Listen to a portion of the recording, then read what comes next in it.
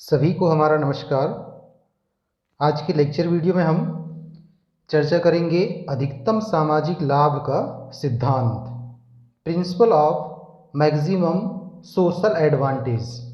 इस सिद्धांत के बारे में आज हम चर्चा करेंगे। आप लेक्चर वीडियो को ध्यानपूर्वक वॉच करें, साथ ही आप वीडियो को ज़्यादा से ज़्यादा विद्यार्थियों के बीच में शेयर करें और चैनल को सब्सक्राइब करें। तो इस सिद्धांत के बारे में हम चर्चा करते हैं। जैसे कि जो व्यक्ति होते हैं, व्यक्ति भी अपनी आय और व्यय इन दोनों के बीच में सामंजस्य स्थापित करना चाहता है। उसी तरह से सरकार भी आय और व्यय, यानी सरकार का जो सार्वजनिक आय और व्यय, आय और व्यय, यानी इन दोनों के बीच में सरकार भी चाहती है कि ये दोनों सामंजस्य इसमें स्थापित हो, इन दोनों में ये दोनों बराबर हों। यानी सरकार ये चाहती है कि जितनी आय सरकार जनता से टैक्स लेके प्राप्त करती है, उस आय का वह व्यय करे, उतना ही व्यय करे जितना उसके पास में आय है, उससे ज़्यादा लोगों को कल्याण हो सके। इस तरह से सरकार भी सार्वजनिक आय और सार्वजनिक व्यय इन दोनों के बीच में उचित माध्यम से एक अच्छा तरीके से सामंजस्य स्थापित करना चाहती है। तो अधिकतम सामाजिक लाभ का सिद्धांत जो है, उसकी इस संबंध में महत्वपूर्ण भूमिका है, क्योंकि अधिकतम सामाजिक लाभ का जो सिद्धांत है वही सार्वजनिक आय और सार्वजनिक व्यय इन दोनों के बीच में सामंजस्य स्थापित करने में अपनी एक महत्वपूर्ण भूमिका निभाता है। इसलिए सामाजिक लाभ का जो सिद्धांत है, अधिकतम सामाजिक लाभ का सिद्धांत, इस सिद्धांत का राजस्व के क्षेत्र में काफ़ी महत्वपूर्ण योगदान है। अब बात करते हैं हम कि इस सिद्धांत का प्रतिपादन किसने किया। इस सिद्धांत के मुख्य प्रतिपादक के रूप में प्रोफेसर डाल्टन का नाम आता है, कि इस सिद्धांत का जो प्रतिपादन किया है प्रोफेसर डाल्टन ने किया है।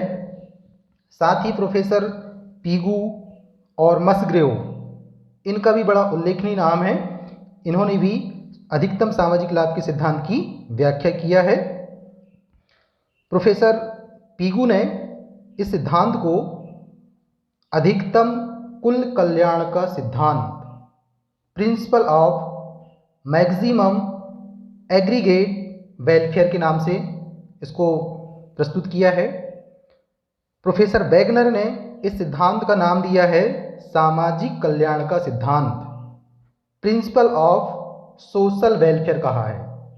और प्रोफेसर मसग्रेव ने इस सिद्धांत को सरकार का जो आय व्यय है, यानी राजस्व की जो आय व्यय की सीमा है, उस सीमा के निर्धारण करने के लिए प्रोफेसर मसग्रेव ने इस सिद्धांत का नाम दिया है बजट निर्धारण के अधिकतम कल्याण का सिद्धांत। ध्यान रखिएगा आप, मसग्रेव ने इस सिद्धांत का जो नाम दिया है वह दिया है बजट निर्धारण के अधिकतम कल्याण का सिद्धांत, maximum welfare principle of budget determination. इस नाम से प्रोफेसर मसग्रेव ने अधिकतम सामाजिक कल्याण सिद्धांत की व्याख्या किया है। लेकिन इसके प्रतिपादक के रूप में प्रोफेसर डाल्टन का नाम आता है। प्रोफेसर डाल्टन ने ये कहा है कि राजस्व की सर्वोत्तम प्रणाली वह है जिससे राज्य अपने कार्यों द्वारा अधिकतम सामाजिक लाभ की प्राप्ति करता है। यानी राजस्व की एक ऐसी अच्छी उत्कृष्ट प्रणाली जिससे कि सरकार जो है, राज्य जो है, अपने आय और व्यय के कार्यों के द्वारा समाज का अधिकतम सामाजिक लाभ सुनिश्चित करता है। ये एक अच्छी प्रणाली होती है, ऐसा प्रोफेसर डाल्टन ने कहा है। उन्होंने इस सिद्धांत के बारे में एक तथ्य ये रखा है कि सरकार द्वारा राजस्व की व्यवस्था इस प्रकार से की जानी चाहिए कि अधिकतम सामाजिक लाभ प्राप्त हो सके। यानी सरकार जितना आय प्राप्त करती है उस आय से ज़्यादा लोगों का कल्याण हो सके, ज़्यादा से ज़्यादा लोगों का सामाजिक लाभ प्राप्त हो सके, ज़्यादा से ज़्यादा लोगों को उसकी उपयोगिता प्राप्त हो सके। परंतु एक प्रश्न ये उपस्थित होता है कि अधिकतम सामाजिक लाभ किस तरह से प्राप्त किया जाए, कैसे प्राप्त हो सकता है। अधिकतम सामाजिक लाभ को प्राप्त करने के लिए सरकार को किस तरह की कार्य प्रणाली को अपनाना चाहिए, किस तरह की राजस्व प्रणाली को अपनानी चाहिए कि सरकार जनता पे टैक्स भी कम लगाए और उस कम टैक्स लगाकर उन लोगों को ज़्यादा से ज़्यादा सुविधाएं प्रदान कर सके, ज़्यादा से ज़्यादा उनका कल्याण को सुनिश्चित कर सके। तो इस प्रणाली के लिए, या हम कहें कि जो राजस्व की एक बेस्ट प्रणाली है, उसके लिए अधिकतम सामाजिक लाभ का जो सिद्धांत है ये काफ़ी महत्वपूर्ण होता है। ये सरकार को बतलाता है कि सरकार को किस तरह से टैक्स लगाना चाहिए, किस तरह से लोगों से टैक्स वसूल करके उन लोगों के कल्याण में किस तरह से खर्च करना चाहिए ताकि कम से कम आय पर ज़्यादा से ज़्यादा लोगों का कल्याण सुनिश्चित हो सके। अधिकतम सामाजिक लाभ के सिद्धांत को प्रोफेसर डाल्टन ने 3 भागों में विभाजित करके व्याख्या किया है, जैसे कि आप स्क्रीन में देख रहे हैं। नंबर 1, आय एवं व्यय की सीमा। नंबर 2, सार्वजनिक आय को विभिन्न मदों में किस प्रकार से विभाजित किया जाए। नंबर 3, करों को विभिन्न साधनों से किस प्रकार प्राप्त किया जाए। तो ये 3 बिंदु हैं। ये 3 बिंदु के माध्यम से अधिकतम सामाजिक लाभ के सिद्धांत की व्याख्या प्रोफेसर डाल्टन ने किया है। तो पहले हम यहाँ पर बात करेंगे आय एवं व्यय की सीमा को। सबसे पहले हम आय एवं व्यय की सीमा को समझते हैं। आय और व्यय, इन दोनों की सीमाओं के लिए प्रोफेसर डाल्टन ने 2 पक्ष पर जोर दिया है, आय पक्ष पर और व्यय पक्ष पर। आय पक्ष पर जब उसने जोर दिया है डाल्टन ने, तो उन्होंने कहा है कि सरकार अपनी आय जो है टैक्स के रूप में, टैक्स के माध्यम से जनता से कलेक्ट करती है। स्वाभाविक है कि सरकार के पास तो अपना कोई आय का स्रोत होता नहीं है, वह जनता से ही उस पैसे को वो कलेक्ट करती है। ये उसकी सरकार की आय कहलाती है। अब दिक्कत ये आती है कि सरकार भी ज़्यादा से ज़्यादा आय वसूल करना चाहती है, लेकिन यदि सरकार ज़्यादा आय वसूल करेगी जनता से तो जनता को ज़्यादा कष्ट होगा, तो जनता उतना टैक्स दे नहीं पाएगी, तो वहाँ पर फिर एक विसंगति उत्पन्न हो जाएगी। इसलिए सरकार भी ये चाहती है कि आय हम कलेक्ट करें, लेकिन इस तरह से कलेक्ट करें कि पब्लिक को भी ज़्यादा परेशानी ना हो और आसानी से आय कलेक्ट हो सके। तो पब्लिक से आय कलेक्ट करने के लिए समाज पर सरकार टैक्स लगाती है, कर लगाती है। तो उसका कर कौन वहन करता है? समाज के जो लोग होते हैं टैक्स पेयर, वो उसको पे करते हैं। और टैक्स पे ही हर नागरिक होता है। जरूरी नहीं है कि वह सैलरी कमाता हो, नौकरी करता हो या ना करता हो, ऐसा जरूरी नहीं है।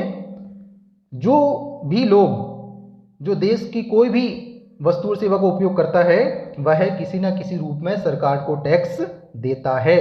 कर की पूर्ति वह सरकार को करता है। अब जब गवर्नमेंट टैक्स लगाएगी जनता के ऊपर, तो जनता पर उस टैक्स का भार पड़ेगा, स्वाभाविक है। उसको कहा जाता है अनुपयोगिता। क्योंकि सरकार जब जनता पे टैक्स लगाएगी तो जनता अपनी आय में से कुछ हिस्सा जो है सरकार को भुगतान करेगी। तो इस तरह से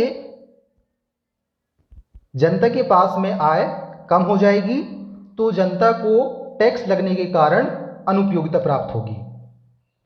और ये अनुपयोगिता जैसे जैसे सरकार लगाते जाएगी वैसे वैसे समाज के प्रत्येक लोगों के लिए ये भार जो है टैक्स का और बढ़ता जाएगा। तो ये तो आय के संबंध में हमने बात किया। अब इसी तरह से व्यय के संबंध में बात करते हैं कि सरकार जब जो आय कमाती है उसको वह जनता के कल्याण के लिए व्यय करती है, तो जनता को उससे उपयोगिता प्राप्त होती है। और ये उपयोगिता जो है घटती हुई प्राप्त होती है, यानी सीमांत उपयोगिता ह्रास नियम के अनुसार प्राप्त होती है। अर्थात जैसे जैसे सरकार व्यय की मद को बढ़ाता है, सरकार व्यय को बढ़ाता है, वैसे वैसे व्यय की प्रत्येक अगली इकाई से समाज के लोगों को जो उपयोगिता प्राप्त होती है वह घटती हुई प्राप्त होती है। उसको कहा जाता है उपयोगिता। यानी सिंपल सी बात है कि सरकार यदि देखिए ये आय कमाने के लिए सरकार टैक्स लगाएगी, टैक्स जनता पे लगाएगी, तो इससे लोगों को जो प्राप्त होगा वह अनुपयोगिता कहलाएगी, या उसको कुछ सीमांत त्याग करना होगा जनता को, क्योंकि जनता टैक्स भर रही है किसको, सरकार को, तो उसको प्राप्त होगा क्या, अनुपयोगिता। इसको अनुपयोगिता कहते हैं, अनुपयोगिता। और जब सरकार व्यय करती है तो व्यय करने से लोगों के कल्याण में वृद्धि होती है, इसलिए लोगों को उपयोगिता प्राप्त होगी, उपयोगिता। तो ये बात ध्यान रखिए कि सरकार जब आय कमाने के लिए टैक्स लगाएगी तो जनता को अनुपयोगिता मिलेगी, अर्थात जनता को अपनी आय का त्याग करना होगा। और यदि जब सरकार आय का व्यय करेगी, सरकार के पास में जितनी आय है उसको वह व्यय करेगी, तो उसके बदले में लोगों को उपयोगिता प्राप्त होगी। अब आय और व्यय इन दोनों की सीमा की बात करते हैं कि सरकार को किस सीमा तक आय और व्यय इन दोनों को करना चाहिए ताकि ज़्यादा से ज़्यादा लोगों का कल्याण हो सके। यानी सरकार को ऐसी कौन सी सीमा तक आय और व्यय ये दोनों करना चाहिए, यानी कहाँ तक वह आय वसूल कर सकती है और किस सीमा तक वह व्यय कर सकती है, ताकि समाज के लोगों का ज़्यादा से ज़्यादा कल्याण सुनिश्चित हो सके। इस कंसेप्ट को हम देखिए इस तालिका के माध्यम से समझते हैं। यहाँ पर ये कर की इकाई है 1 2 3 4 5 6 7 तक, और ये 2 कॉलम पे कर की प्रत्येक इकाई से उत्पन्न त्याग, यानी सरकार जितना पब्लिक पे टैक्स लगाती है उसके बदले में पब्लिक को जो त्याग करना पड़ता है उसको हमने कॉलम नंबर 2 में दर्शाया, जिसको अनुपयोगिता कहा जाता है। और ये लास्ट वाला कॉलम जो है इसमें सार्वजनिक व्यय से, यानी सरकार के व्यय से समाज को जो उपयोगिता प्राप्त होती है, या सार्वजनिक व्यय की प्रत्येक इकाई से समाज को जो लाभ प्राप्त होता है, उपयोगिता प्राप्त होती है, उसको हमने लास्ट कॉलम में दर्शाया है। इस टेबल में देखिए जैसे जैसे कर की इकाई बढ़ाई जा रही है, ये टैक्स की इकाई 1 2 3 4 5 6 7 है, जैसे जैसे बढ़ रही है, तो जैसे जैसे टैक्स की इकाई बढ़ रही है वैसे वैसे टैक्स की प्रत्येक अगली इकाई से समाज पर ज़्यादा से ज़्यादा बोझ पड़ रहा है, टैक्स का ज़्यादा से ज़्यादा भार पड़ रहा है। जब कर की इकाई 1 रुपये है तब समाज को 20 रुपये का त्याग करना पड़ रहा है, यानी 20 रुपये के बराबर में समाज के लोगों को अनुपयोगिता प्राप्त हो रही है। लेकिन जब सरकार मान लीजिए कि 2 रुपये टैक्स लगाती है, 1 की जगह 2 रुपये टैक्स लगाती है, तो समाज को और ज़्यादा अनुपयोगिता प्राप्त होगी, यानी समाज को और ज़्यादा त्याग करना पड़ेगा। लेकिन टैक्स ज़्यादा लगाने के कारण लोगों को अनुपयोगिता ज़्यादा प्राप्त होगी। तो इस तरह से देखिए कि जैसे जैसे टैक्स की जो राशि है, कर की दर जो है ये बढ़ रही है, इसके बढ़ने के साथ साथ ये जो अनुपयोगिता है, ये वाली अनुपयोगिता ये भी बढ़ते जा रही है, और जो उपयोगिता है वह घटते जा रही है। देखिए घट रही है, यानी टैक्स की जो दर है वह 1 रुपये होने पर अनुपयोगिता 20 के बराबर प्राप्त हो रही है और उपयोगिता 85 के बराबर में। लेकिन जब टैक्स 2 रुपये कर दिया जाए या 3 रुपये कर दिया जाए तो वहाँ पे अनुपयोगिता तो बढ़ रही है, लेकिन उपयोगिता जो है समाज की घट रही है। तो इस तरह से देखा जाए कि आय और व्यय इन दोनों की ऐसी कौन सी सीमा रखी जाए, कौन सा एक बिंदु रखा जाए जहाँ पर कि समाज को उपयोगिता भी प्राप्त हो सके और समाज के ऊपर जो सरकार टैक्स लगाती है उसको भी वह आसानी से वहन कर सके। तो यहाँ पर इस टेबल पे देखिए, यदि सरकार 4 रुपये के बराबर में टैक्स लगाती है तो इससे समाज को जो अनुपयोगिता प्राप्त हो रही है वह भी 40 के बराबर में है और उपयोगिता भी 40 के बराबर में है। तो ये 4 रुपये की जो कर की दर होगी, टैक्स का जो रेट होगा, ये रेट एक ऐसा संतुलित रेट होगा कि इससे जो त्याग होगा, समाज का त्याग होगा, वह समाज को प्राप्त होने वाली उपयोगिता के बराबर में होगा। तो ये जो टैक्स का रेट होगा ये एक संतुलित दर होगी। इतना अगर टैक्स लगाती है सरकार, 4 रुपये के बराबर में टैक्स लगाती है, तो ये उपयुक्त होगा। अब इसको हम इसी टेबल को देखिए इस डायग्राम के माध्यम से समझते हैं। इस डायग्राम में ये ओ एक्स एक्सिस पर कर और व्यय की इकाई को दर्शाया गया है और ये ओ वाई एक्सिस है। ये ओ वाई एक्सिस पे सीमांत लाभ और सीमांत त्याग को, यानी उपयोगिता और अनुपयोगिता को दर्शाया गया है। यहाँ पर देखिए ये एम बी वाला जो वक्र है, ये एम बी सार्वजनिक व्यय से जो जनता को उपयोगिता प्राप्त होती है उसको दर्शाया गया है। और ये एम बी वक्र जो है, ये एम बी वक्र ये ऊपर से नीचे की ओर गिर रहा है। इसका मतलब ये है कि सरकार की व्यय की जो प्रत्येक अगली इकाई है उससे समाज को जो उपयोगिता प्राप्त हो रही है वह घटती हुई दर से प्राप्त हो रही है, क्योंकि यहाँ पर सीमांत उपयोगिता ह्रास नियम लागू होता है। अब ये वाला जो वक्र है एम एस, ये एम एस वक्र जो है ये ऊपर की ओर उठते हुए है, आप चित्र में देख रहे हैं। ये एम एस वक्र जो कि ऊपर की ओर उठ रहा है, ये इस बात को प्रदर्शित करता है कि सरकार जैसे जैसे कर की मात्रा में वृद्धि करती है, टैक्स रेट बढ़ाती है, वैसे वैसे समाज के जो त्याग हैं उसमें निरंतर वृद्धि होते जाती है। जितना सरकार टैक्स लगाएगी, जितना सरकार टैक्स बढ़ाते जाएगी, उतना ही और समाज को कष्ट सहन करना पड़ेगा, समाज को और ज़्यादा अनुपयोगिता प्राप्त होगी। तो ये दोनों वक्र आप एम एस और एम बी, ये दोनों वक्र आप समझ गए। अब ये दोनों वक्र एम बी और एम एस, ये दोनों वक्र देखिए एक दूसरे को बिंदु ई पर यहाँ पर काट रहे हैं। इसका मतलब है कि ई बिंदु जो है ये एक अनुकूलतम बिंदु है, जहाँ पर सरकार को अपने आय और व्यय ये दोनों समायोजित कर लेना चाहिए। इस ई बिंदु पर सरकार का आय और सरकार का व्यय ये दोनों बराबर हैं, या हम ये कहें कि इस ई बिंदु पर समाज का जो कुल लाभ है ये मैक्सिमम होगा इस ई बिंदु पर। अब यदि देखिए, मान लीजिए कि सरकार जो है आय व्यय की मात्रा OM1 रखती है।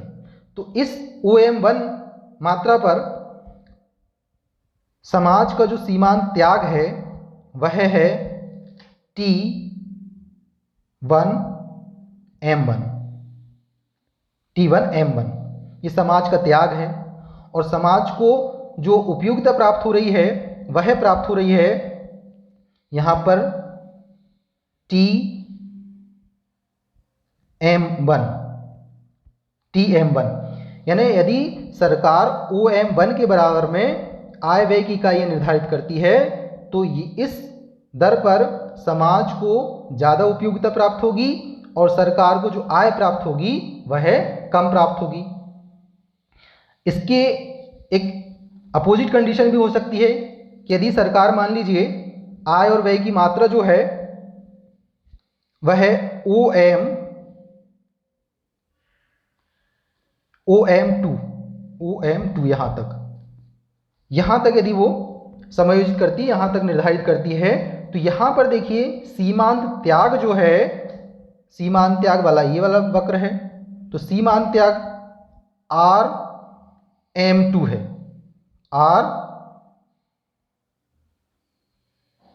RM2 ये समाज का त्याग होगा। जबकि समाज को जो उपयोगिता प्राप्त होगी, यानी सरकार को ज़्यादा टैक्स दे रहा है और उसके बदले में समाज को जो उपयोगिता प्राप्त होगी वह R1M2 के बराबर होगी। अगर इन दोनों को माइनस कर दें हम तो ये बचेगा कितना, R1। इतना सरकार जो टैक्स लगा रही है उसके बदले में इतना जनता को हानि होगी, इसको हम सीमांत त्याग कहते हैं। ठीक है, ये सीमांत त्याग जो है R1 के बराबर में होगी।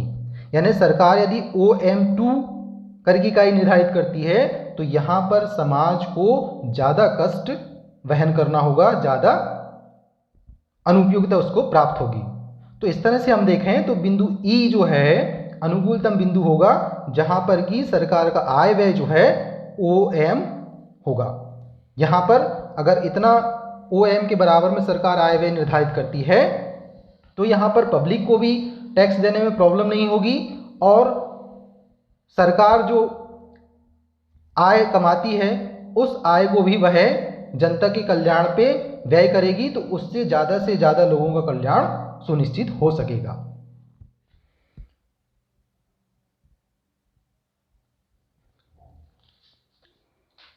अब नंबर 2 जो है उसको समझते हैं। उसमें डाल्टन ने ये कहा है कि सार्वजनिक आय को विभिन्न मदों में किस तरह से बांटा जाए, किस तरह से विभाजित किया जाए। यानी सरकार जो आय कलेक्ट करती है जनता से टैक्स के माध्यम से, उसको विभिन्न मदों से किस तरह से विभाजित किया जाए, यानी कहाँ कहाँ से कैसा कैसा टैक्स लिया जाए। तो सार्वजनिक व्यय की सीमा की अभी हमने बात किया था आय और व्यय की, कि किस तरह से आय और व्यय निर्धारित किया जाए, तो वो बात अभी हमने जस्ट इसके पहले समझा। अब आय व्यय की जब सीमा निर्धारित हो जाती है, सरकार को पता चल जाता है कि ई बिंदु पर अगर हम आय व्यय निर्धारित करते हैं तो इससे समाज का ज़्यादा से ज़्यादा अधिकतम कल्याण होगा। तो अब यहाँ पर आय और व्यय की सीमा निर्धारित हो जाने के बाद, व्यय की सीमा निर्धारित होने के बाद, अब ये बात हमारे सामने आती है कि सार्वजनिक व्यय को विभिन्न मदों पर किस तरह से बांटा जाए जिससे कि जनता को अधिकतम कल्याण की प्राप्ति हो सके। तो इसके लिए जरूरी है कि सम सीमांत उपयोगिता नियम, जो कि आपने पहले पढ़ चुका है, उस सम सीमांत उपयोगिता नियम के आधार पर सरकार सार्वजनिक व्यय को विभिन्न मदों में यदि बांटती है तो सरकार को जो व्यय होगा वह एक समान हो जाएगा। यानी इसका मतलब ये है कि सरकार को विभिन्न मदों पर अपने आय का यदि बंटवारा इस तरह से करना चाहिए जिससे कि प्रत्येक मद पर, जिस मद पर सरकार व्यय करती है, उन सभी मद पर जो व्यय की जा रही है उसकी सीमांत इकाई यानी अंतिम इकाई से समाज को जो उपयोगिता प्राप्त हो रही है वह कैसी हो, एक समान हो, यही समसीमांत उपयुक्तता नियम भी कहता है। तो उसके अनुसार यदि सरकार व्यय करती है तो उससे सभी मदों से समाज को जो उपयुक्तता प्राप्त होगी वो एक समान प्राप्त होगी। इस कंसेप्ट को हम इस तालिका के माध्यम से समझते हैं। देखिए, इसमें हम ये मानते हैं कि सरकार को शिक्षा, स्वास्थ्य और सामाजिक सेवाएं, इन पर व्यय करना है और 10 इकाइयां मान लीजिए सरकार को व्यय करना है। तो इन व्यय से जो व्यय की इकाइयां हैं उससे जो उपयुक्तता प्राप्त होगी उसको हमने इस तालिका में दर्शाया है। चूंकि ये एक काल्पनिक है, सिर्फ हम एग्जाम्पल के तौर पे समझने के लिए एग्जाम्पल यहाँ पे हमने प्रदर्शित किया है। इस तालिका में आप देखिए, ये 4 मद हैं: शिक्षा, स्वास्थ्य, सुरक्षा और सामाजिक सेवाएं। ये 4 मदों पर सरकार व्यय करती है और ये फर्स्ट वाला जो कॉलम है ये व्यय की इकाई है। इस तालिका में हम देखें तो सरकार 10 इकाइयों में से 4 इकाई जो है वह शिक्षा पे खर्च कर रही है, 1, 2 और ये 3 और ये 4। ये 4 इकाई जो है शिक्षा पर खर्च कर रही है और 3 इकाई स्वास्थ्य पर, 8, 6, 4। यानी इनसे जो उपयुक्तता प्राप्त हो रही है, स्वास्थ्य पर अगर 3 इकाई खर्च करती है सरकार तो उसको 8, 6 और 4 के बराबर में सीमा उपयुक्तता प्राप्त होती है। इसी तरह से सुरक्षा भी वह 2 इकाई खर्च करती है तो उसमें पहली इकाई खर्च करने पर उसको 6 के बराबर पे, दूसरी इकाई खर्च करने पर उसको 4 के बराबर में सीमांत उपयुक्तता प्राप्त हो रही है। और जो लास्ट है सामाजिक सेवाएं, उस पर सरकार 1 इकाई व्यय कर रही है। इस तरह से सरकार कुल 10 इकाई ये व्यय कर रही है। शिक्षा पे 4 इकाई, स्वास्थ्य पे 3, सुरक्षा पे 2 और सामाजिक सेवा पर 1। इस तरह से ये कुल 10 इकाई सरकार शिक्षा, स्वास्थ्य, सुरक्षा और सामाजिक सेवाओं पर व्यय करती है। यदि सरकार, चूंकि ये समसीमांत उपयुक्तता नियम के आधार पर व्यय कर रही है, क्योंकि देखिए शिक्षक पे जो अंतिम इकाई है, शिक्षा की जो अंतिम इकाई है उससे भी 4 के बराबर में सीमांत उपयुक्तता प्राप्त हो रही है।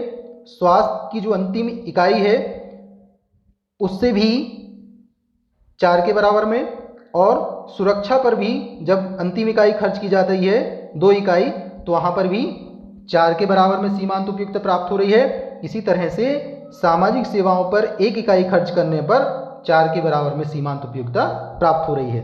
इन चारों मद, शिक्षा, स्वास्थ्य, सुरक्षा और सेवाएं, इन चारों मदों की जो अंतिम इकाई है उस पर व्यय करने पर जो सीमांत उपयुक्तता प्राप्त हो रही है वह एक समान प्राप्त हो रही है। ये भी 4 है, ये भी 4 है, ये 4 और 4।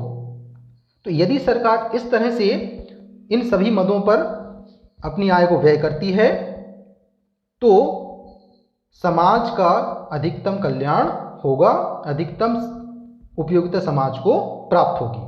और यदि इस तरह से समसीमांत उपयुक्तता नियम के आधार पर यदि सरकार व्यय नहीं करती है तो समाज को अधिकतम कल्याण की प्राप्ति नहीं होगी, ऐसा प्रोफेसर डाल्टन ने बताया है। अब इस तालिका को हम देखिए, इस तालिका को हम एक डायग्राम के माध्यम से समझते हैं। इस डायग्राम में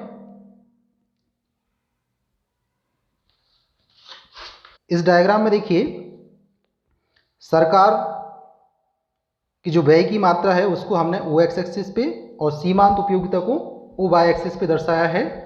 यहाँ पर सरकार जो कुल व्यय करना चाहती है वह ओ ई करना चाहती है। ओ ई इतना सरकार कुल व्यय करना चाहती है। और व्यय करने के लिए सरकार के सामने 2 मद है, ए मद ये वाला और ये बी मद। तो इस तरह से जब सरकार ए मद पर खर्च करती है तो उसकी सीमांत उपयोगिता को हमने ये ए कर्व से दर्शाया है, और बी मद पे सरकार जब खर्च करती है तो उससे प्राप्त होने वाली सीमांत उपयोगिता को हमने बी वक्र से दर्शाया है। अब यहाँ पर समसीमांत उपयोगिता के नियम के आधार पर सरकार इस OE इस पूरे ये टोटल उसके पास में इतना पैसा है, इतना वह खर्च करती है, OE खर्च करती है। तो उस OE राशि को वह OE1 ये ए मद है, इस मद पर सरकार खर्च करती है OE1 और बी मद पर सरकार खर्च करती है OE2। ए मद पर सरकार खर्च करती है कितना OE1 और बी मद पर सरकार खर्च करती है OE2। यदि सरकार इस तरह से खर्च करती है, ऐसा खर्च करती है, तो इससे समाज को अधिकतम लाभ होगा। क्यों? क्योंकि यहाँ पर ये दोनों मद ए मद और बी मद, इन दोनों मद से जो सीमांत उपयोगिता प्राप्त हो रही है वह दोनों बराबर हैं। देखिए ए मद पर सरकार जब व्यय करती है OE1 राशि व्यय कर रही है, तो इससे जो सीमांत उपयोगिता प्राप्त हो रही है वह प्राप्त हो रही है कितनी? इससे सीमांत उपयोगिता प्राप्त हो रही है ये वाली, यहाँ से यहाँ तक, यानी ए मद पर सीमांत उपयोगिता प्राप्त हो रही है CE1 के बराबर में, और बी मद पर खर्च करने पर उपयोगिता प्राप्त हो रही है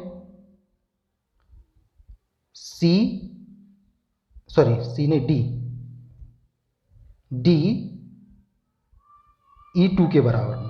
अब यहाँ पर देखिए ये दोनों बराबर हैं, ये दोनों एक दूसरे के बराबर हैं, यानी CE1 इक्वल टू DE2, ये दोनों बराबर हैं। तो इस तरह से सरकार यदि उसके पास में जो कुल व्यय करना चाह रही सरकार OE इतना अगर वह आय को व्यय करना चाहती है, तो उस आय को वह यदि जैसा अभी हमने बताया है उस नियम के अनुसार, समसीमांत उपयोगिता नियम के अनुसार खर्च करती है, यानी ए मद पर OE1 और बी मद पर OE2 खर्च करती है, तो समाज को अधिकतम लाभ की प्राप्ति होगी, अन्यथा नहीं होगा।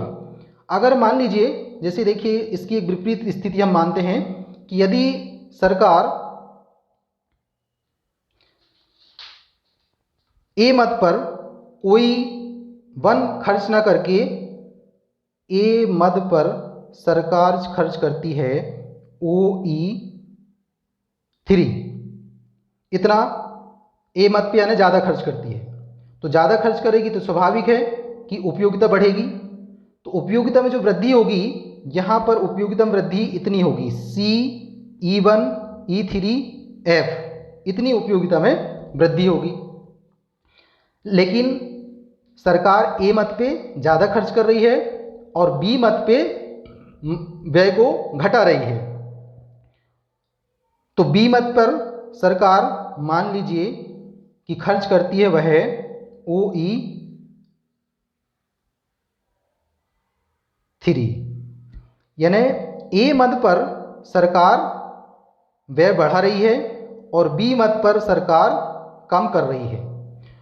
तो ए मद में सरकार व्यय बढ़ा रही है, इसलिए ये उपयोगिता जो है ये बढ़ेगी ए मद पर, और बी मद पे सरकार व्यय को कम कर रही है, इसलिए उपयोगिता में कमी आएगी बी मद पर। तो उपयोगिता में जो कमी आएगी वो ये वाली होगी DE2 E3 G इतना। यानी सरकार यदि ए मद पे ज़्यादा खर्च करती है और बी मद पे कम खर्च करती है, तो उससे बी मद में जो उपयोगिता में कमी आ रही है वह ज़्यादा है, जबकि ए मद में जो उपयोगिता में वृद्धि हो रही है उसकी तुलना में बी मद से जो उपयोगिता में कमी हो रही है वह अधिक है। यानी यहाँ पर सम सीमांत उपयोगिता नियम के अनुसार यदि सरकार खर्च नहीं करती है तो समाज का कल्याण नहीं होगा, क्योंकि बी मद में ज़्यादा खर्च करने के कारण उपयोगिता में ज़्यादा कमी आ रही है और ए मद में ज़्यादा खर्च करने के कारण उपयोगिता में कम वृद्धि हो रही है। तो ये कंसेप्ट आप यहाँ पे समझ चुके हैं। इसलिए सरकार को चाहिए कि वह सम सीमांत उपयोगिता नियम के अनुसार व्यय करे ए और बी मद पर, तो समाज को अधिकतम कल्याण की प्राप्ति होगी। अब थर्ड पॉइंट है, देखिए कि करों को विभिन्न साधनों से सरकार किस तरह से प्राप्त करे, क्योंकि सरकार जो है किसी न किसी मद से आय कमाती है, टैक्स लगाकर इनकम कमाती है। तो ये प्रश्न भी बड़ा इम्पोर्टेंट हो जाता है कि सरकार कर को विभिन्न साधनों से, किन किन साधनों से कितना कितना प्राप्त करे कि सरकार को भी ज़्यादा से ज़्यादा टैक्स प्राप्त हो जाए और जनता भी उस टैक्स को आसानी से दे सके। तो विभिन्न मदों पर व्यय का जो विभाजन है उसी तरह से कर के संबंध में भी सरकार को ये निश्चित करना होगा कि कर की जो कुल राशि है उसको विभिन्न करों से किस तरह से लिया जाए, कौन कौन से करदाताओं से कितना कितना टैक्स लिया जाए, किस तरह से टैक्स लिया जाए। मान लीजिए कि कोई अलग अलग, अभी हम आपको टेबल के माध्यम से भी समझाएंगे और डिटेल्स में, क्योंकि समाज में जो है जितने भी करदाता होते हैं सभी एक श्रेणी के नहीं होते हैं। कोई गरीब होता है, कोई अमीर होता है, कोई मध्यम वर्ग का होता है। तो सरकार इन सभी वर्गों के करदाताओं से, इन सभी व्यक्तियों से किस प्रकार से टैक्स वसूल करे कि उसको ज़्यादा से ज़्यादा टैक्स की प्राप्ति भी हो जाए और लोग उस कर का भुगतान भी आसानी से कर सकें। तो इसके लिए सम सीमांत त्याग इस सिद्धांत के आधार पर, यानी करों का जो भार है उसको विभिन्न स्रोतों पर इस तरह से बांटा जाएगा, इस तरह से विभाजित किया जाएगा कि प्रत्येक जो स्रोत है, जिन व्यक्तियों, स्रोत का मतलब जिन व्यक्तियों पे या फर्म पर जिस पे सरकार टैक्स लग रही है, उसका जो सीमांत त्याग है वह एक समान हो जाए। इससे समाज द्वारा किए जाने वाला जो कुल त्याग है की मात्रा जो है न्यूनतम होगी। यानी सरकार को टैक्स ज़्यादा प्राप्त होगा, लेकिन यदि सरकार सम सीमांत त्याग नियम के माध्यम से करों का विभिन्न मदों में विभाजन करती है तो इससे क्या होगा कि सरकार को आय तो प्राप्त होगी, लेकिन समाज पर जो कर का कुल भार पड़ेगा, समाज पर कर का, टैक्स का जो दबाव पड़ेगा वह न्यूनतम हो जाएगा। आइए इसको हम एक सिंपल सा एग्जाम्पल के माध्यम से समझते हैं। ये एक टेबल है और इस टेबल में हम ये मान के चलते हैं कि सरकार 10 रुपये कर वसूल करना चाहती है और सरकार के सामने ये 4 करदाता हैं, ए, बी, सी और डी। ये करदाता हैं और इनसे सरकार अलग अलग तरह से टैक्स वसूल करती है, क्योंकि इनकी आय जो है वो अलग अलग है। कोई अमीर है, कोई गरीब है, कोई मध्यम वर्ग है। तो इस तरह सरकार ने ये 4 व्यक्तियों से टैक्स वसूल करती है। यहाँ पर देखिए सरकार 10 रुपये की राशि में से 4 रुपये 4, 5, 6 और 7, ये 4 रुपये ए नाम के करदाता से वसूल करती है और 3 रुपये बी नाम के करदाता से वसूल करती है और सी करदाता से 6 और 7 ये 2 रुपये वसूल करती है और इसके बाद डी करदाता जो है उससे 1 रुपये वसूल करती है। तो इस तरह से ए करदाता से 4 रुपये, बी करदाता से 3 रुपये और सी करदाता से 2 रुपये और डी करदाता से 1 रुपये सरकार वसूल करती है। सरकार ऐसा इसलिए करती है क्योंकि ए, बी, सी और डी इन सभी व्यक्तियों की जो सीमांत इकाई है, कर की जो सीमांत इकाई है वह सभी की एक समान है। देखिए इसकी भी 7 है, फर्स्ट की ए व्यक्ति की भी सीमांत त्याग जो है 7 है, बी की भी 7 है और सी की भी ये 30 नंबर पे 7 है और डी की ये फर्स्ट में 7 है। तो इस तरह से सरकार यदि ए, बी और सी इन 3 व्यक्तियों पर जो टैक्स है उसको विभाजित करती है तो सरकार को जो आय प्राप्त होगी वह मैक्सिमम होगी और समाज का जो सीमांत त्याग होगा वह सभी का एक समान होगा।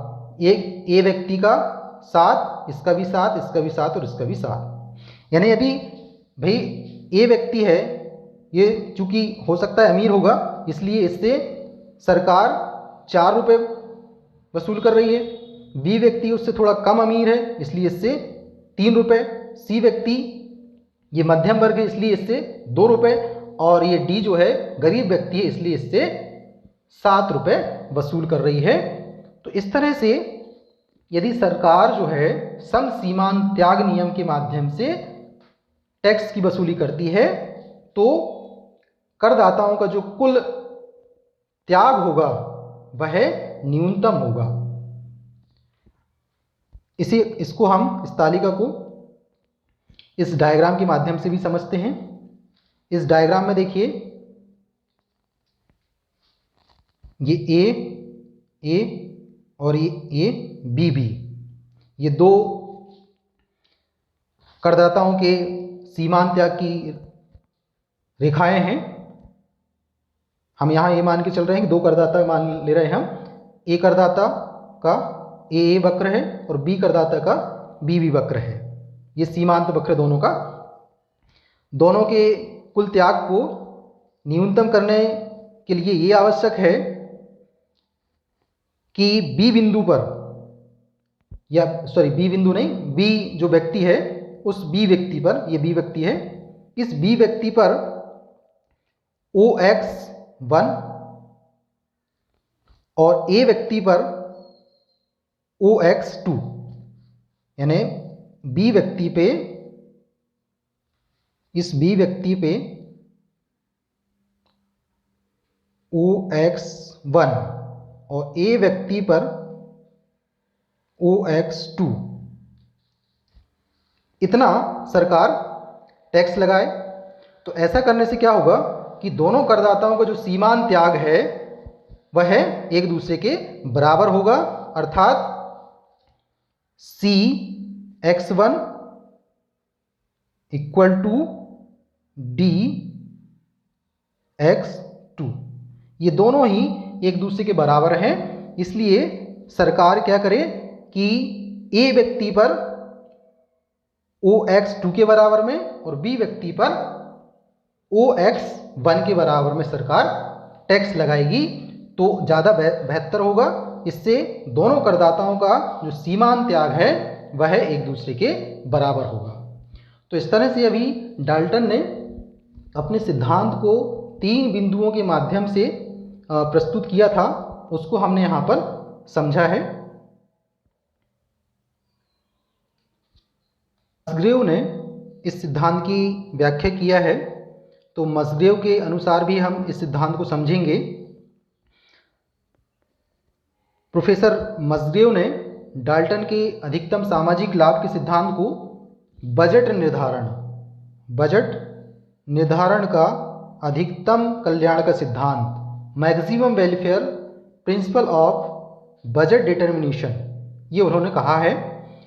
और उन्होंने कहा है कि जहां राजकोषीय क्रियाओं से समाज को मिलने वाले सीमांत शुद्ध लाभ शून्य हो जाते हैं, वह जो बिंदु होगा वह बजट का अनुकूलतम बिंदु कहलाएगा। इस कंसेप्ट को हम मसग्रेव के द्वारा जो डायग्राम प्रस्तुत किया गया है उसके माध्यम से हम यहाँ पे समझते हैं। इस डायग्राम में देखिए, सार्वजनिक व्यय से जनता को जो सीमांत उपयोगिता प्राप्त होती है, उस उपयोगिता को ये ई वाले वक्र से दर्शाया गया है। और सरकार जब जनता पर टैक्स लगाती है, उससे जनता को जो अनुपयोगिता प्राप्त होती है, उसको ये टी वाले वक्र से दर्शाया गया है।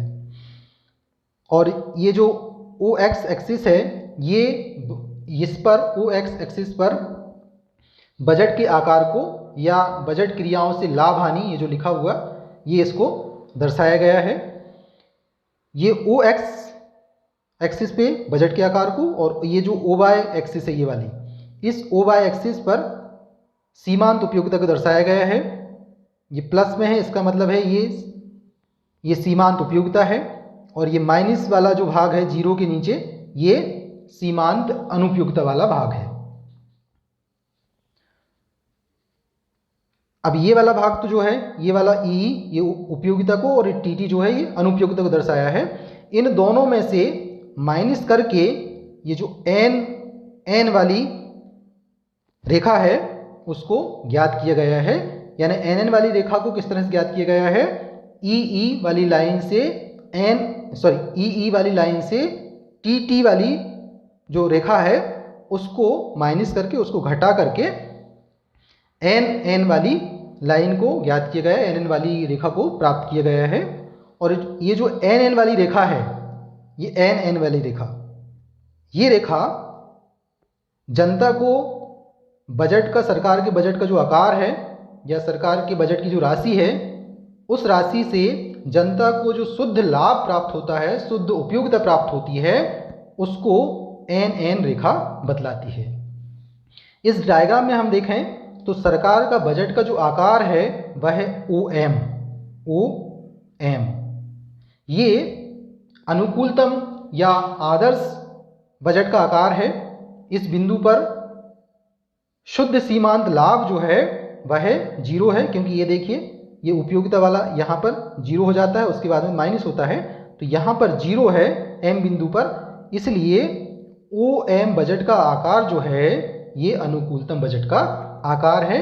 इसलिए यदि सरकार ओ एम के बराबर में बजट रखती है, यानी आय और व्यय ओ एम के बराबर में करती है, तो यहाँ पर जनता को अधिकतम सामाजिक लाभ की प्राप्ति होती है।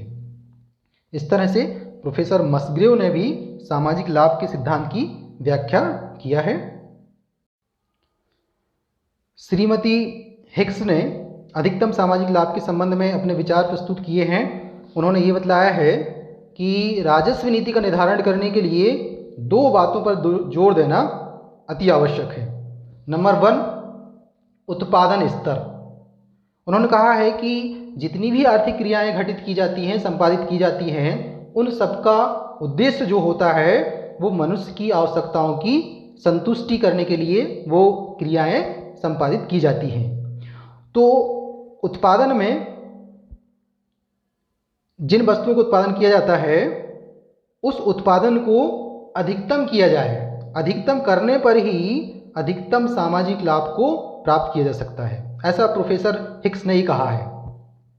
उन्होंने कहा है कि उत्पादन के साधनों को इस तरह से बांटा जाए कि उत्पत्ति के जो साधन हैं वो यदि किसी साधन को एक प्रयोग से हटाकर, यानी जब एक साधन मान लीजिए कोई ए वस्तु के उत्पादन कार्य में लगा हुआ है, तो उसको दूसरे प्रयोग में यदि उसको लगाया जाता है, तो दूसरे प्रयोग में उस साधन से मिलने वाला जो उत्पादन है उस साधन के पहले प्रयोग के उत्पादन में अधिक नहीं होना चाहिए। यानी दोनों के उत्पादन में एक समान होना चाहिए। मान लीजिए ए साधन है, देखिए ए साधन और बी साधन। ए साधन को मान लीजिए कि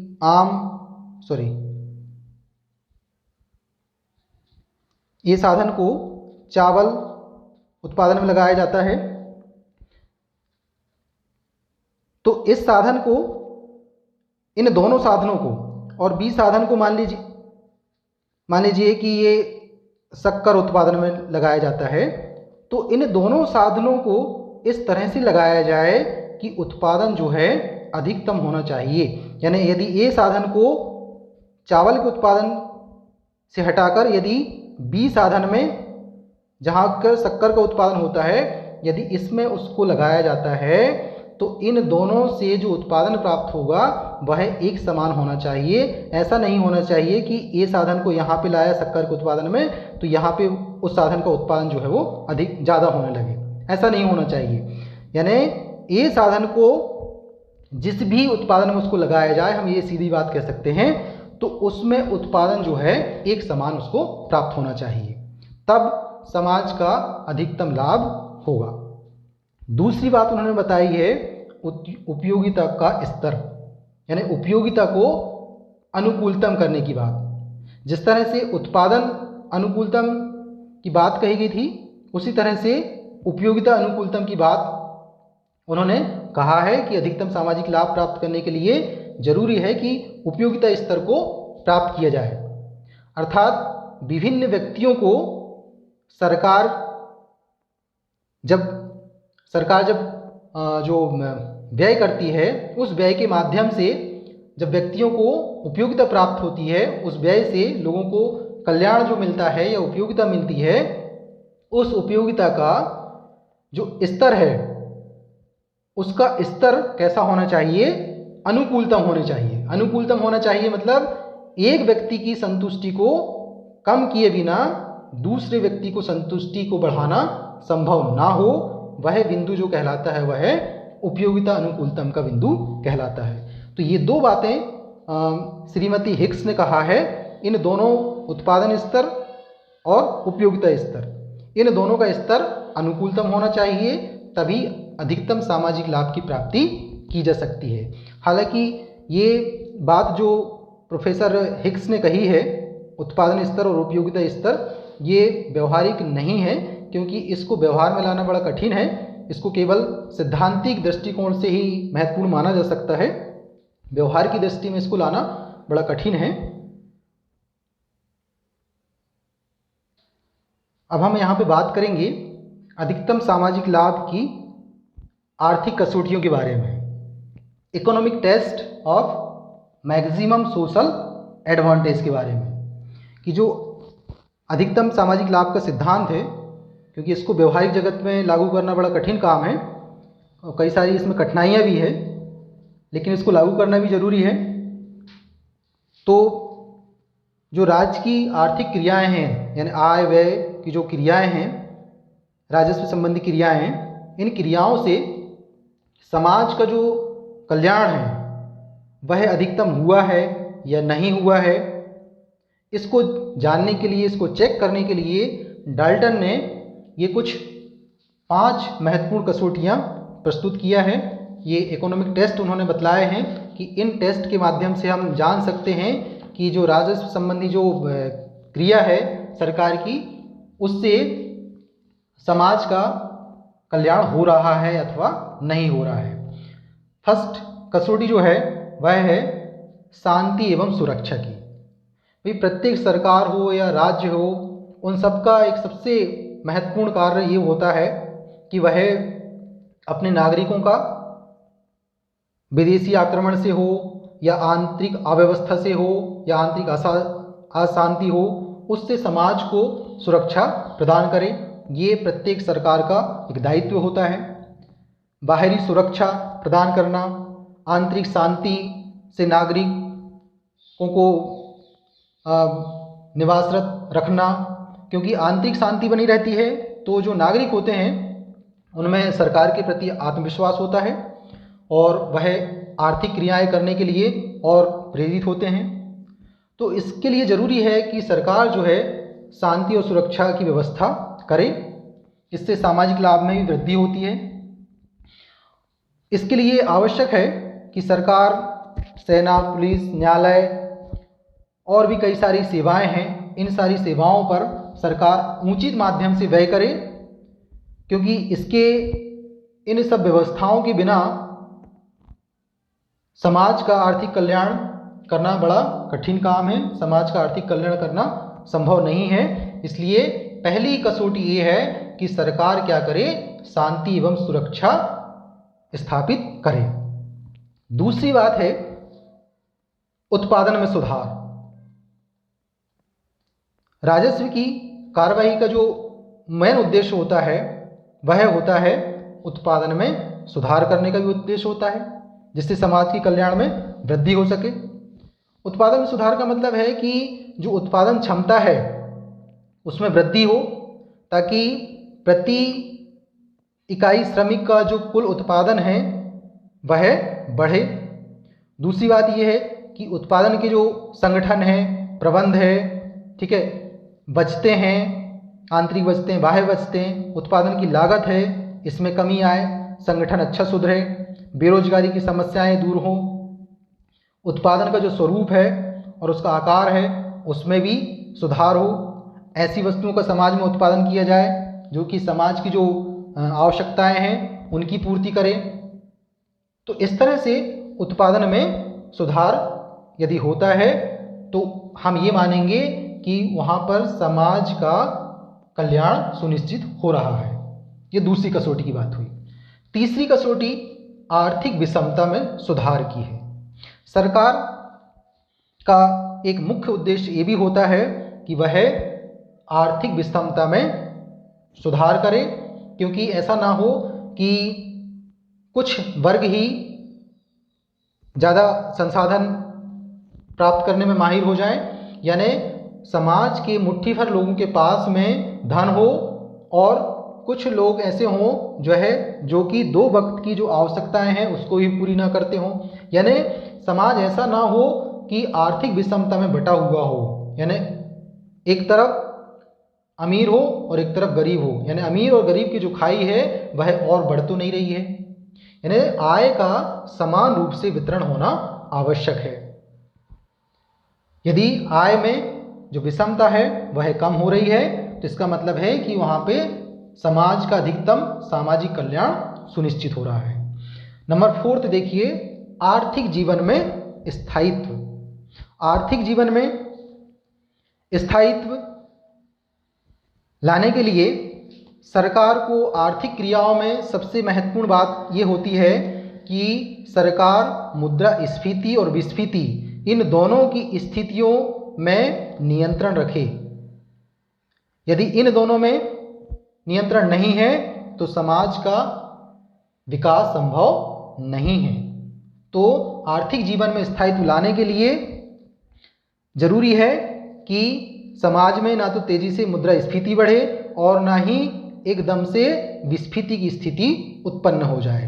तो ये दोनों ही स्थितियों को कंट्रोल करने का काम जरूरी है, तभी समाज में लोगों को रोजगार मिलेगा, आय में वृद्धि होगी और उनके जीवन स्तर में सुधार हो सकेगा। तो 4th जो आर्थिक कसौटी है वह आर्थिक जीवन में स्थायित्व लाने की कसौटी है। नेक्स्ट कसौटी है 5th नंबर की, भावी पीढ़ी पर प्रभाव। सामान्यतः जो व्यक्ति हैं वो वर्तमान को सबसे ज़्यादा महत्व देते हैं, क्योंकि लोगों की सोच जो है वो छोटी है।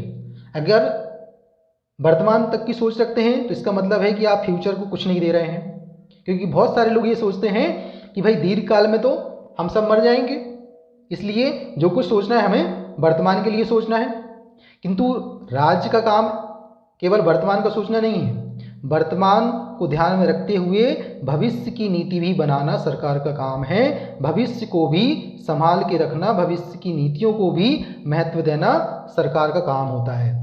सरकार को वर्तमान और भविष्य ये दोनों पीढ़ियों के हितों को ध्यान में रखना होता है। दोनों पीढ़ी की जो हित है, उनका कल्याण है, उसको ध्यान में रखना होता है। इसलिए सरकार ऐसी राजस्व नीति को अपनाए ताकि वर्तमान का विकास भी होते रहे और भविष्य के लिए भी संसाधन जो हैं सुरक्षित रहें। तो इस तरह की ये जो कुछ 5 आर्थिक कसौटियां हैं, इन 5 आर्थिक कसौटियों के माध्यम से डाल्टन ने कहा है कि समाज में राजस्व क्रियाओं से अधिकतम सामाजिक लाभ हो रहा है या नहीं हो रहा है, उसको हम चेक कर सकते हैं।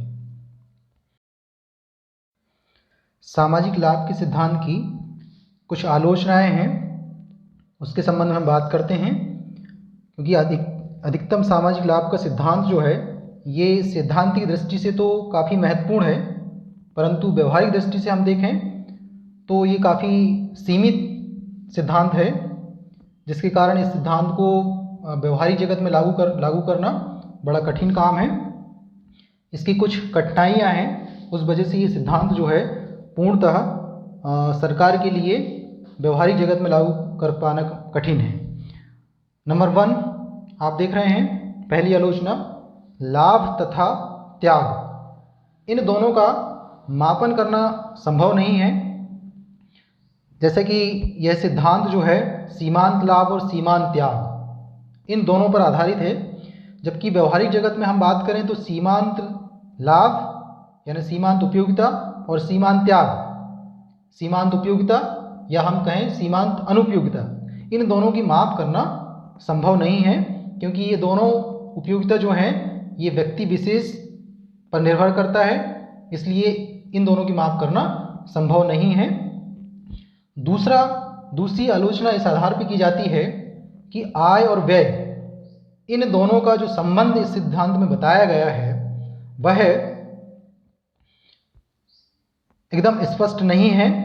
यानी जिस आधार पर आय और व्यय की सीमा इस पर निर्धारित की गई है वह जो है उसे व्यवहारिक जगत में आय और व्यय इन दोनों की सीमाओं को व्यवहारिक जगत में तय नहीं किया जा सकता है कि किस बिंदु पर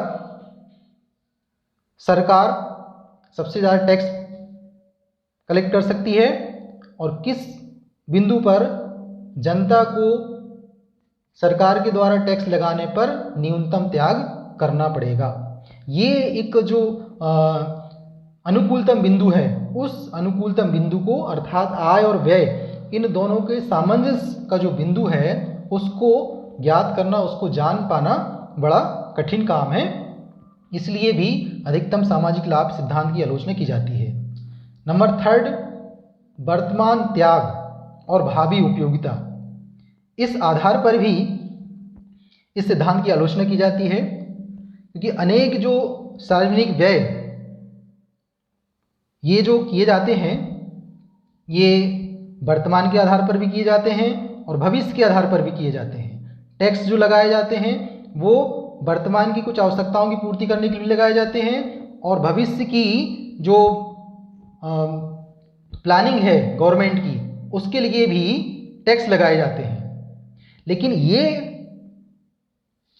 तय कर पाना या इसको ज्ञात कर पाना बड़ा कठिन है कि वर्तमान में सरकार यदि टैक्स लगाती है तो उसका वर्तमान में जनता कितना त्याग करेगी और उसके फलस्वरूप जनता को भविष्य में कितना लाभ प्राप्त होगा। ये दोनों बातें जो हैं ये एक काल्पनिक है, इनको हम वास्तविक जगत में ज्ञात नहीं कर सकते, वास्तविक जगत में नहीं जान सकते। इसलिए भी सामाजिक अधिकतम लाभ सिद्धांत की आलोचना की जाती है। लास्ट पॉइंट है, देखिए 4th नंबर का, राजस्व क्रियाओं पर गैर आर्थिक घटकों का प्रभाव। यदि हम ये मान लें कि जो उपयोगिता है और त्याग इनका माप और तुलना मान लीजिए हम कर लेते हैं, तब भी ये सिद्धांत व्यवहारिक नहीं है। क्यों? क्योंकि राजस्व की जो क्रियाएं होती है, सरकार जो आय व्यय करती है, इस पर गैर आर्थिक घटकों का भी प्रभाव पड़ता है, व्यक्तिगत क्रियाओं का भी प्रभाव पड़ता है। कई व्यक्ति ऐसे होते हैं कि जिन पर टैक्स लगा दिया गया, उससे सरकार ये अनुमान लगा लेती कि इस सेक्टर पे हम इन व्यक्तियों पे इतना टैक्स लगाएंगे तो हमें इतनी आय प्राप्त होगी। लेकिन जरूरी नहीं है कि कुछ व्यक्ति जो है, हो सकता है जिनका राजनीतिक प्रभाव अच्छा हो या जो कि विदेशों से भी साठगांठ रखते हों, तो हो सकता है वो टैक्स न चुकाएं। तो ये भी कई सारी बातें हो सकती है। तो राजस्व क्रियाओं में गैर आर्थिक घटकों का भी काफ़ी प्रभाव पड़ता है। इसलिए सामाजिक अधिकतम लाभ सिद्धांत को पूर्णतः हम लागू नहीं कर सकते हैं। तो ये तो सामाजिक लाभ के सिद्धांत की आलोचनाएं हुई। इस सिद्धांत की इन आलोचनाओं के आधार पर इसको व्यवहारिक जगत में पूर्णतः लागू करना कठिन है, लेकिन फिर भी इस सिद्धांत के बारे में प्रोफेसर डाल्टन ने लिखा है कि यह सिद्धांत सरल है, स्पष्ट है और शोधपूर्ण है, लेकिन इसको व्यवहार में प्रयोग करना उतना ही कठिन है। इसलिए इस सिद्धांत की सैद्धांतिक महत्ता तो पूरी है, कुछ व्यवहारिक भी है। हालांकि इस सिद्धांत को पूर्णतः सरकार लागू नहीं कर सकती, लेकिन फिर भी इस सिद्धांत की कुछ बातें हैं, कुछ नियम हैं, उसको सरकार लागू करती है, जिसके आधार पर सरकार राजस्व संबंधी क्रियाएं संचालित करती हैं।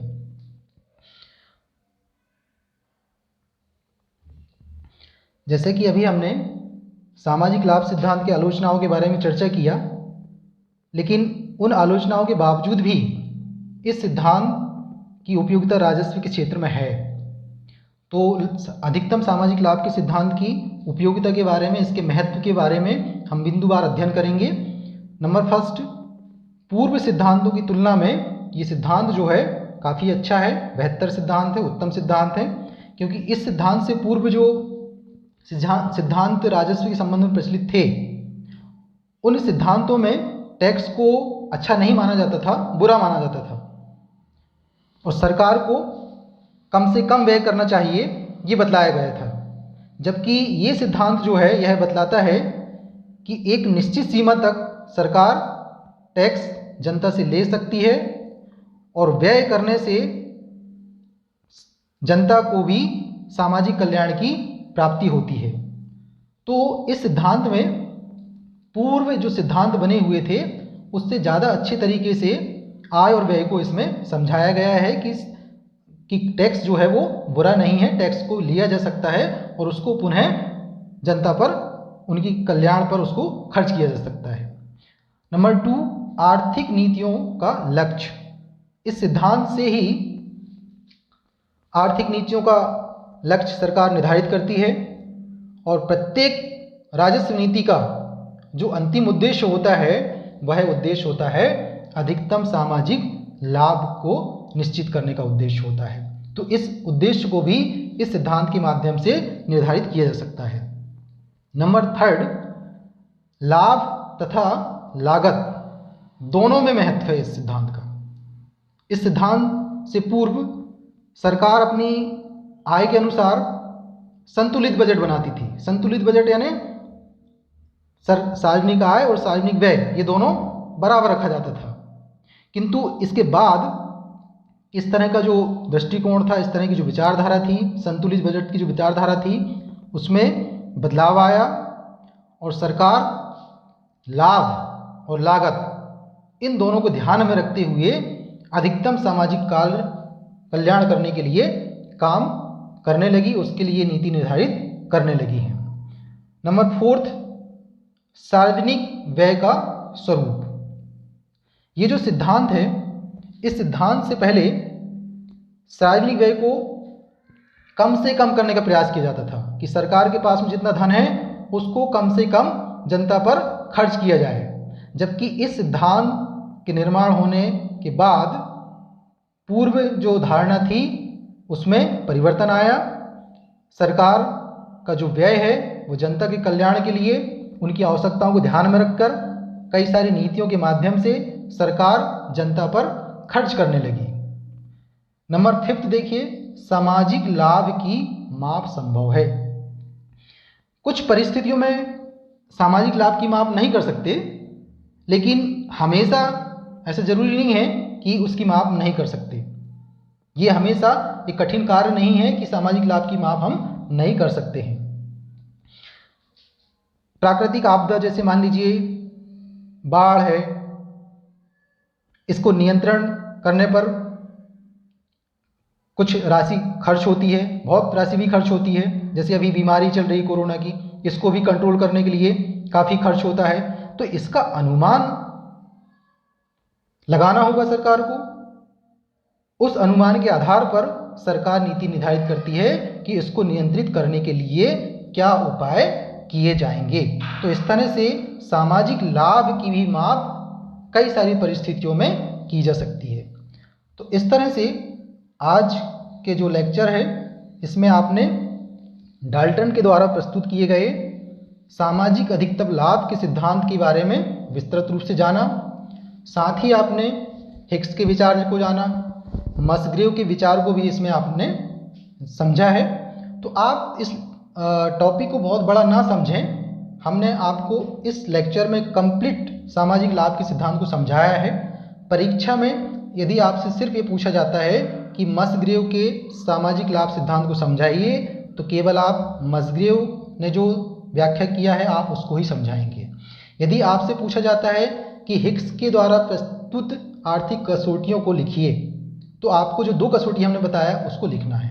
तो इस तरह से आप क्वेश्चन के अनुसार उसका आंसर आप प्रस्तुत करेंगे। Thank you. इस लेक्चर को वॉच करने के लिए बहुत बहुत धन्यवाद। साथ ही आप इस महत्वपूर्ण लेक्चर वीडियो को आप ज़्यादा से ज़्यादा शेयर करें, लाइक करें और चैनल को सब्सक्राइब करें।